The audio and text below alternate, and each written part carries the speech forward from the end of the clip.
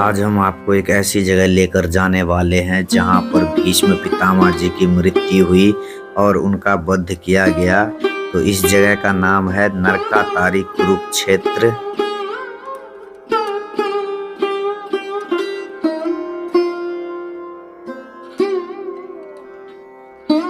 तो भाई सुबह के बज चुके हैं 9 और मैं आ गया हूँ रेलवे स्टेशन पर और टिकट मैंने ले ली है कुरुक्षेत्र की और टिकट पड़ी है मुझे 60 रुपए की। तो अभी हमारी ट्रेन आ चुकी है प्लेटफॉर्म पे और ये है पैसेंजर ट्रेन जो कि नई दिल्ली और कुरुक्षेत्र के बीच में डेली चलती है।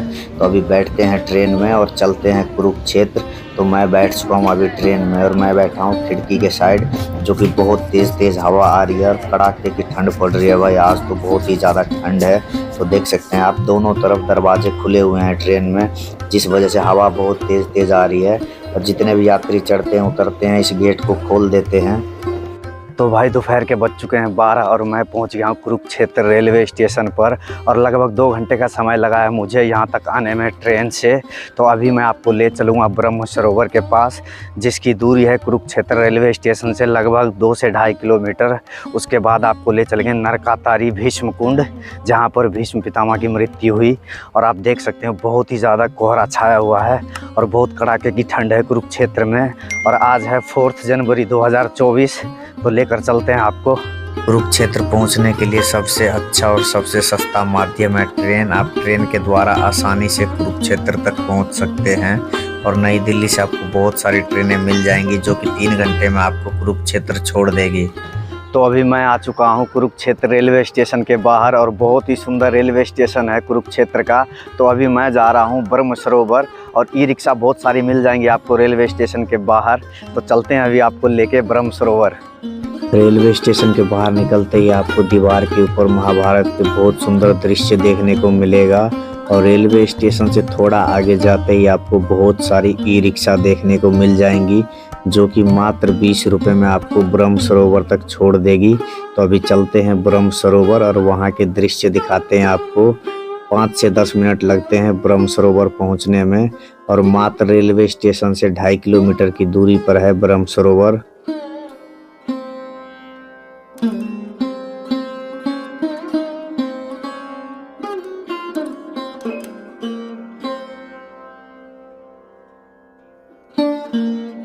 तो अभी मैं पहुंच गया हूं ब्रह्म सरोवर के पास और मेरे बैक साइड में आप देख सकते हैं ये है ब्रह्म सरोवर।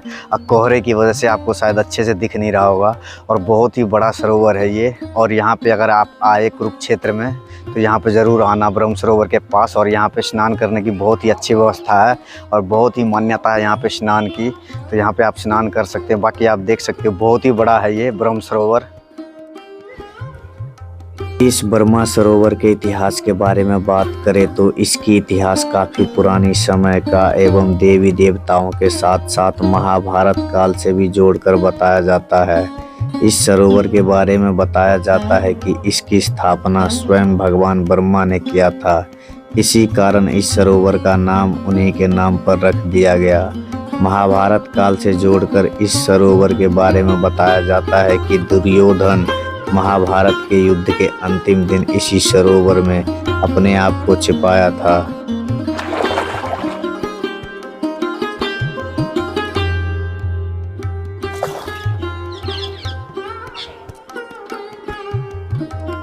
तो मेरे बैक साइड में आप देख सकते हैं ब्रह्म सरोवर के बिल्कुल बीच में सर्वेश्वर महादेव का बहुत ही सुंदर मंदिर है।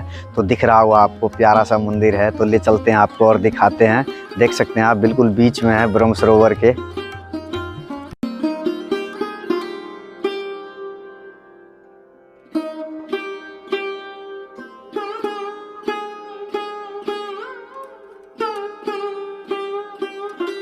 सर्वेश्वर महादेव मंदिर, जिसे आमतौर पर ब्रह्म सरोवर मंदिर के नाम से जाना जाता है।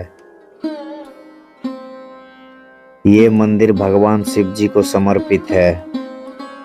पौराणिक कथाओं में कहा गया है कि भगवान ब्रह्मा इस मंदिर में भगवान शिव जी की पूजा करते थे।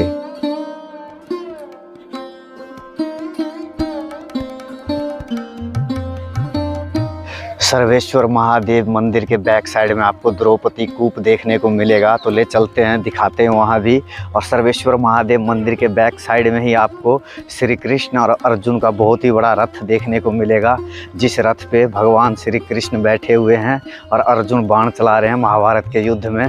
तो वो बिल्कुल सर्वेश्वर महादेव मंदिर के बैक साइड में है, तो ले चलते हैं आपको और दिखाते हैं। जब आप सर्वेश्वर महादेव मंदिर के पीछे आओगे तो आपको बहुत ही बड़ा विशालकाय अर्जुन का रथ देखने को मिलेगा। तो आप देख सकते हैं भगवान श्री कृष्ण अर्जुन के सारथी बन के बैठे हुए हैं रथ पे, और रथ पर अर्जुन सवार है महाभारत के युद्ध के लिए। तो जब आप आओगे कुरुक्षेत्र तो बहुत बड़ा विशालकाय आपको ये रथ देखने को मिलेगा। तो आप देख सकते हैं भगवान श्री कृष्ण और अर्जुन को। तो मैंने आपको अर्जुन का रथ आपको दिखा दिया, और अर्जुन के रथ के बिल्कुल सामने ही द्रौपदी कूप है, तो ले चलते हैं और वहाँ भी आपको दिखाते हैं।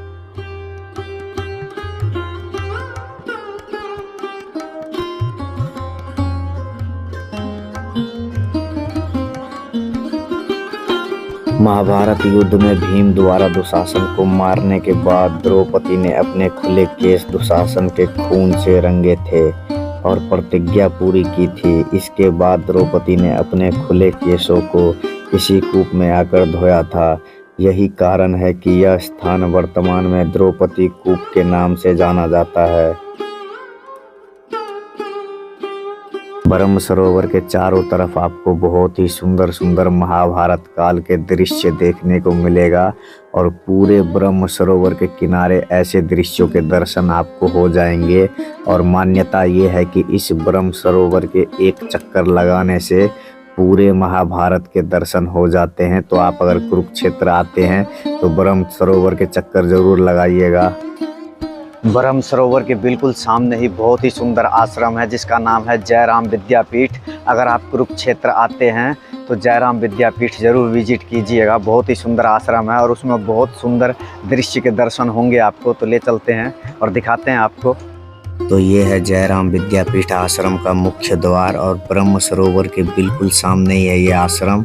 और आश्रम में प्रवेश करते ही आपको बहुत ही सुंदर सुंदर प्रतिमा के दर्शन होंगे। तो देख सकते हैं इस आश्रम में बहुत ही सुंदर मूर्तियां आपको देखने को मिलेंगी।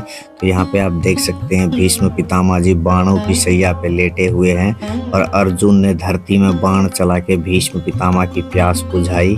तो देख सकते हैं बहुत ही सुंदर मूर्ति बनाई गई है यहाँ पे। इस आश्रम में आपको बहुत ही सुंदर प्रतिमा के दर्शन होंगे। जब आप आओगे कुरुक्षेत्र तो इस आश्रम में आप एक बार जरूर आना। जयराम विद्यापीठ आश्रम जो कि ब्रह्म सरोवर के बिल्कुल सामने है।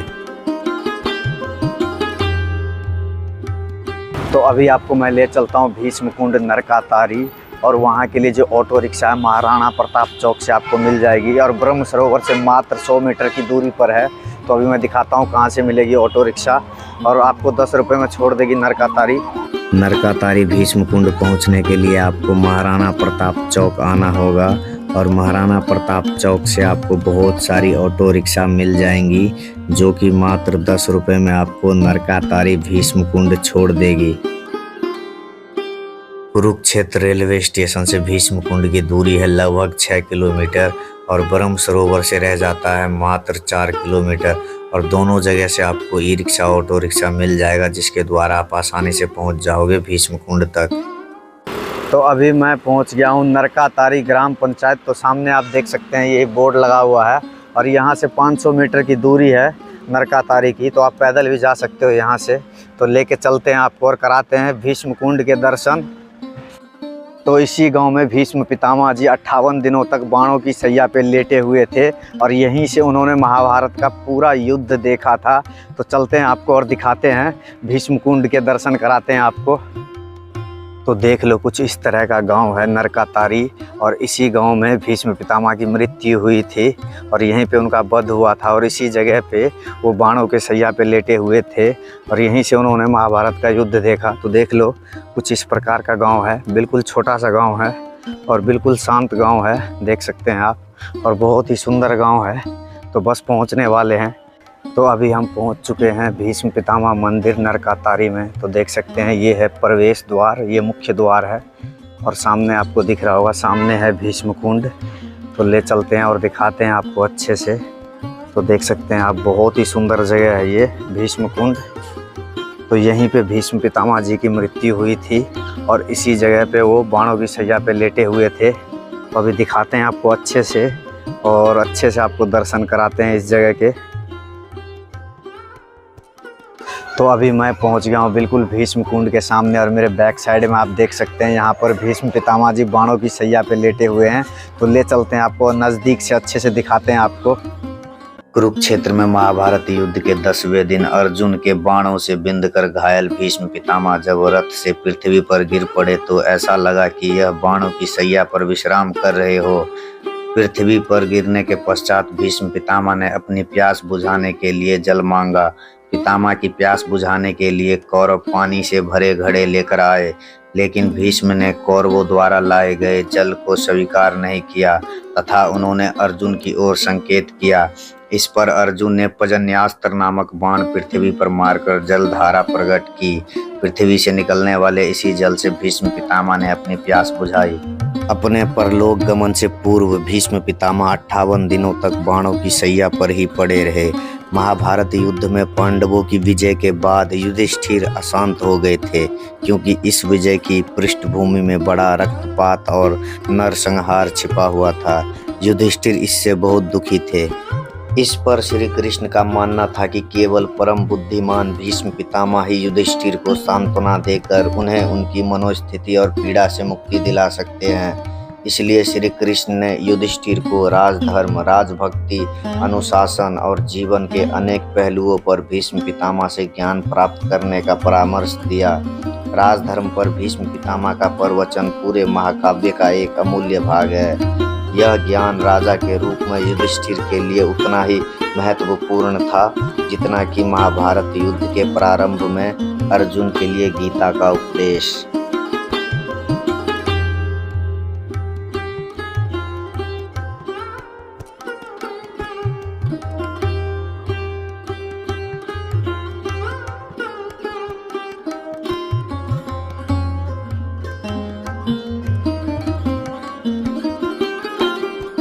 तो मेरे बैक साइड में आप देख सकते हैं भीष्म पितामह जी बाणों की सैया पे लेटे हुए हैं और इसी जगह पे उनकी मृत्यु हुई थी और यहीं पे उनका वध किया गया था और 58 दिनों तक वो यहाँ पे लेटे रहे बाणों की सैया पे और यहीं से उन्होंने महाभारत का पूरा दृश्य, पूरा युद्ध देखा।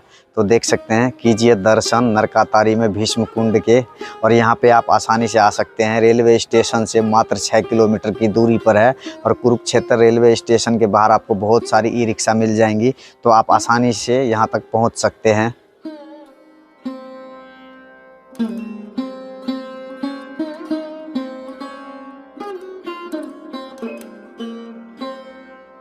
नरकातारी भीष्म कुंड को मैंने आपको दिखा दिया अच्छी तरह से। तो मिलता हूँ आपसे एक नेक्स्ट वीडियो में, तब तक के लिए जय श्री कृष्ण।